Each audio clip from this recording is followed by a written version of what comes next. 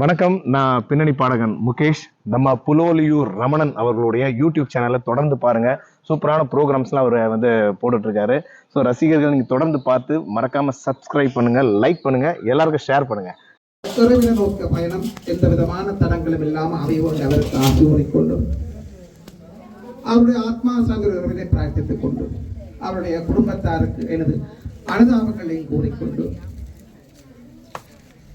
அவர் பலகாலமாக எனக்கு அறிமுகமானவர். நான் இந்த அருகாமையில் உள்ள சிவன் கோயிலுக்கு நான் வருகின்ற போது அவர் நிர்வாகத்திலும் இருக்கின்றார். அவருடைய உதயம் செய்கின்ற போது, நான் குருத்துவம் படுகின்ற போது, செய்கின்ற போது எந்த ஒரு கிரியா இருந்தாலும் எந்த ஒரு விழாவா இருந்தாலும் அதை சிறப்பாக செய்ய வேண்டும் என்று விரும்புவார். அவர் ஒரு சமய பற்றாளரும் ஒரு பெரிய கலைஞரும் கூட. அது எல்லாருக்கும் தெரியும். நான் சொல்ல வேண்டிய கடமைக்காக சொல்கின்றேன். அவர் ஒரு பெரிய கலைஞரும் கூட. அவரை எல்லாரும் பப்பான் என்று அன்பாக அழைப்பார்கள். அவரை சிறு வயதிலிருந்து எனக்கு தெரியும். எல்லோரும் எல்லோரோடும் அன்பாக பழகுவர். அவருடைய இறுதி பயணம் நல்ல அமைதியான முறையில் இறைவனை நோக்கின பயணம் அமைய வேண்டும் மீண்டும் அவருக்கு கூறிக்கொண்டு இரண்டொரு விடயங்கள் உங்களுக்காக நீங்கள் அறிந்திருந்தாலும் நினைவூட்டுமோமாக இரண்டொரு விடயங்கள். ஒரு இறந்த வீட்டுக்கு போனால் உரிமைக்காரத்துடன் கூட சேர்ந்து உங்களுக்கு 4 விடயங்களுக்கு பங்கு உண்ட துறக்கு. பாக்கிரிசி போட்டு அர்ப்பண வைத்தால், வீட்டில் படுத்துறங்கினால், வீட்டு சாப்பாடு சாப்பிட்ட அந்த 4 விடயத்துக்கும் உரிமைக்காரத்துடன் கூட சேர்ந்து உங்களுக்கு துறக்கு. பாக்கிரிசி போட்டு அர்ப்பண வைத்தால், வீட்டில் படுத்துறங்கினால், வீட்டு சாப்பாடு சாப்பிட்ட அந்த 4 விடயத்துக்கும் உரிமைக்காரத்துடன் கூட சேர்ந்து உங்களுக்கு துறக்கு. பாக்கிரிசி போட்டு அர்ப்பண வைக்கிற 2 விடயத்திலையும் கவனம் செலுத்தணும். தாய் தகப்பன் உள்ளவர்கள் செய்யக்கூடாது. தாய்க்கு அல்லது குணா தகப்பனா ஒரு ஆளுக்கு அதிகிரியில பாக்கிரிசி அர்ப்பண வச்சாதான் இன்னொருத்தருக்கு செய்யலாம். பூசர் விடயம் சில பேர் தொடக்கண்டு பூசரையில நாங்கள் பொதுவாக அன்றைக்கு சிந்திப்போம். இறந்தவர்கள் பூசப்படுது கடமை செய்கிற பூசினம். அப்ப நாங்கள் விளங்கிக் கொள்ளலாம். எல்லாரும் எல்லா தொடக்கும் விபூதி பூசலாம். விபூதி பூசக்கூடாதுன்னா குழந்தை கிடைத்த தாயின் சிசுவு 30 நாள் பூசக்கூடாது. மாத விளக்குவார் பெண்கள் 4 இரவு கடந்து 5ஆம் நாத்து தோன்றி உடிச்சு விபூசி கோயிலுக்கு போகலாம். மாத விளக்கால் சில பேர் 7 நாள் 10 ஆண்டு கோயிலுக்கு போக அப்படின்னா அதை சொல்றது உடம்பு உபாதை என்று. அப்ப உடம்பு எந்த நிலப்பாடு இருந்தாலும் குற்றம் 5 நாள் தான். 5ஆம் நாட்டை மாத விளக்கா தோன்றி உடிச்சு விபூசி கோயிலுக்கு போகலாம். எந்த விதமான மனச்சஞ்சலமும் தேவையில்லை. மையம் பார்க்கிறோம், இது முக்கியமான விடயம். நாங்கள் மையம் அதாவது பொடி பார்க்கிறோம் என்று பொடி தகனத்து போனால் இன்றைக்கே கோயிலுக்கு போகலாம். இதுவும் கனவேறு தெரியாது. நான் சொன்னா சில நிலையும் குற்றம் பிடிப்பார்கள். இது அந்த நாள் தொண்டுள்ள விடயம். ஆனால் கனவேருக்கு இது தெரியாது. நீங்கள் பாக்கிரிசி போட்டு அரைப்பண்ணை வச்சுட்டு சில பேர் போய் 3ஆம் நாத்து கோயில் அடிக்கிறீர்கள், அல்லது 30 நாள் துறக்கன்னு தெரியாம. ஆனால் மையம் பார்த்து மையம் தகனத்து போனா கோயிலுக்கு போகலாம் நீங்கள் பயப்படுறீங்க. இப்ப மாறி செய்யறீங்க. நேற்று முந்தின நாள் பார்த்தா போகக்கூடாது, தகனத்துக்கு போகும் தெரியும். அதுக்காகத்தான் பொடி எடுக்கிற வார நோக்கம் எல்லாரும் பொடி எடுக்கிற வந்தால் ஒன்று வீட்டுக்காரர் பெருமைவாக, இன்னொன்று நாங்கள் பொடி தகனத்து போனால் அன்றைக்கே தோஞ்சி உடிச்சு விபூசி கோயிலுக்கு போகலாம். நாங்கள் பொடி எடுக்கிற வார நோக்கம். ஒரு ஆலயத்துக்கு அருகாமல் ஒரு இறப்பு வீடு நடக்கிறா என்றால் உடனடியாக ஆலயத்தை எங்க கோயிலை எல்லாம் பூசை எல்லாம் நிப்பாட்டி உடனடியாக போட்டு இந்த இறப்பு வீட்டை தான் சிறப்பிக்க சொல்ல ஆகமாக கூறுகின்றது. ஒரு அதாவது இறைவனுக்கு இது வருத்த பொறுப்போ அல்ல, மனிதருக்கு தான் முக்கியத்துவம், சமூகத்துக்கு தான் முக்கியத்துவம் கொடுக்க சொல்றோம். அப்ப நாங்கள் இந்த ஆலயத்தை நாங்கள் நிப்பாட்டிட்டு நாங்கள் இந்த இறப்பு வீடு வந்து நாங்கள் இறப்பு நாங்கள் கோயிலில் போய் எப்படி சிறப்பிக்கிறோம் அது போன்று நாங்கள் இங்கே வந்து இறப்பு வீட்டிலே நாங்கள் அவர்களுக்கு சிறப்பிப்போம். நீங்கள் வந்து கோயிலுக்கு போகணும்ன்றக்காக நீங்க இறப்பு வீட்டுக்கு வரமாட்டீர்கள், இறப்பு வீட்டுக்கு வந்ததுக்காக கோயிலுக்கு போக மாட்டீர்கள். அது தவறு. நீங்கள் கோயில் எப்படி சிறப்பு, அதாவது வந்து நீங்கள் பொடி எடுக்கிற வந்து தாராளமாக நீங்கள் அங்கே கலந்து கொண்டு அஞ்சலி செலுத்துறதும் தவறில்லை, அதுக்கு குற்றமில்லை. அப்ப அஞ்சலி தாராளமாக செலுத்த செய்து கொண்டு நீங்கள் பொடி தகனத்து போனால் அன்றைய தினமே தோன்றி உடிச்சு விபூசி கோயிலுக்கு போகலாம். சில பேருக்கு நட்புக்காக மனம் துடிக்கும், ஐயோ நான் போகணும் சேர்த்து விட்டு ஆனால் விரதம் இருக்கிறேன் கோயிலுக்கு போகணும். உறவுகளுக்கு மனம் துடிக்கும் போது நான் விரதத்தை பூர்த்தி செய்யலாம். எல்லாம் நீங்க தாராளமாக போகலாம். ஆனால் பொடி எடுக்கிற போய் நீங்கள் தாராளமாக அந்த கலந்து கொண்டு வஞ்சில சேர்த்துட்டு நீங்கள் தோன்றி விட்டு வியூசி கோயிலுக்கு போகலாம்.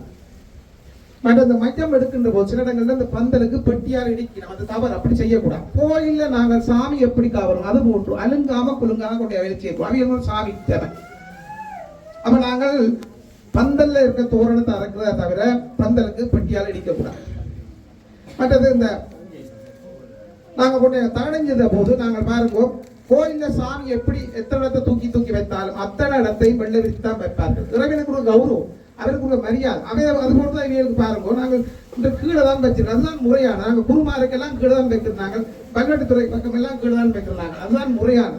அதுக்கு நாங்கள் கேட்டபோது அவர் ரதிசியா அவர்கள் அதுக்கு சம்மதப்படுத்தியார் சார் அவர்கள். அதுக்காக நான் முறைப்படி ஐயா நீங்கள் எதுவோ செய்யணும் அதை செய்யுங்கள் என்று சொன்னார். அது எனக்கு சந்தோஷம் மிகவும். என்னென்றால் இதுதான் முறையானது. ஏனென்றால் சிவன் கீழே இருக்கிறார். சிவன் கீழே இருக்க நாங்கள் மேலே வைக்கக்கூடாது. அப்போ நாங்கள் கீழே முறையானது இந்த பார்வை கீழே அப்போ நாங்கள் அதை வச்சு வெள்ளை விரிச்சு அதுக்கு மேலே பண்ணாங்க வெள்ளை அந்த வெள்ளையோட கட்டி கொண்டே தகனம் செய்யறத வைப்போம். அங்கே தகனம் செய்த போது மாலையெல்லாம் கலட்டி எறியக்கூடாது. மாலை கலட்டி எறிகிற நோக்கம் சரியான முறை எரியாதுங்க. அது வந்து இப்போ ஒரு முறை மாதிரி அமைஞ்சிட்டு. அப்போ நாங்கள் அந்த மாலையை நாங்கள் அப்படி நீங்கள் எரியாத ஒரு மனதில் தென்பட்டால் ஒரு மாலையை தான் விட்டு எடுப்போம். ஒரு மாலையை அவர் கௌரவமாக இருப்போம். இயலவென்றால் அப்படியே வச்சு தகனம் செய்வது நல்லது. அல்லது போனால் ஒரு மாலையை தான் விட்டு இருக்க வேண்டும் கூறிக்கொண்டு மற்றது இந்த எல்லோருக்கும் ஒரு மனதில் ஒரு பெரிய பிரச்சனை இந்த சனிப்பிணம் தனிப்புவாங்க ஒரு பெரிய பிரச்சனை. அது எல்லாருக்கும் ஒரு மருவி வந்திருக்கு. அதாவது சனிப்பிணம் தனிப்பாகாது. இது எல்லாருக்கும் மருவி வந்து சனிப்பிணம் தனிப்புவாண்டு சனிக்கிழமையில ஒரு தினம் எடுக்கிறேன். சனிப்பிணம் தனிப்பாக அந்த கருத்து அதாவது சனிக்கிழமையில் இருக்கிற மையத்தின் அதாவது பொடிக்கின்ற சூடு அதாவது தேகத்தின சூடு லேசில் தனியாதான் சனிக்கிழமை இறந்தா அதுக்கு ஒரு கொஞ்சம் நேரம் பார்த்து தான் அதை செய்ய சொல்லி கிடக்கே தவிர சனிக்கிழமையில் எடுக்கக்கூடாது இல்லை. நாங்கள் வைத்தியசாலையும் பாருங்கள் கொண்டு அங்கே வைத்தால் அவர்கள் இறந்த அந்த முடிவு செய்தாலும் ஒரு 2 மணி நேரத்துக்கு பிறகு தருவார்கள். எதற்காக சரியான சூடு தனியோன்னு என்று உறுதிப்படுத்திக் கொள்வார். அது போன்று அப்போ நாங்கள் சனிக்கிழமை தாராளம் எடுக்கலாம். நாங்கள் கிழமை பார்க்கக்கூடாது. வெள்ளிக்கிழமை சனிக்கிழமை பார்க்கறையில பருவ அமாவாசை பார்க்கறையில மாதப்பிறப்பு மாதரவு பார்க்கறையில தீபாவளி தெப்பங்கள் பார்க்க இறந்து 24 அதுக்குள்ள எடுக்க வேண்டும். நாங்கள் அதாவது வந்து தேகத்துக்கு அபிஷேகம் செய்து எடுக்கிறது உத்தமமான கிரியை. நாங்கள் ஒரு பிள்ளைகளோ உறவுகளோ வெளிநாட்டு வரணும்னா அது வைக்க வேறு பார்க்க அது வேறுபடியும். ஆனால் நாங்கள் வெள்ளிக்கிழமை இறந்தால் சனிக்கிழமை எடுக்கக்கூடாது வைத்திருந்து நாங்கள் தேகத்துக்கு அபிஷேகம் செய்ய ஞாயிற்றுக்கிழமை எடுக்கிறது தவறு.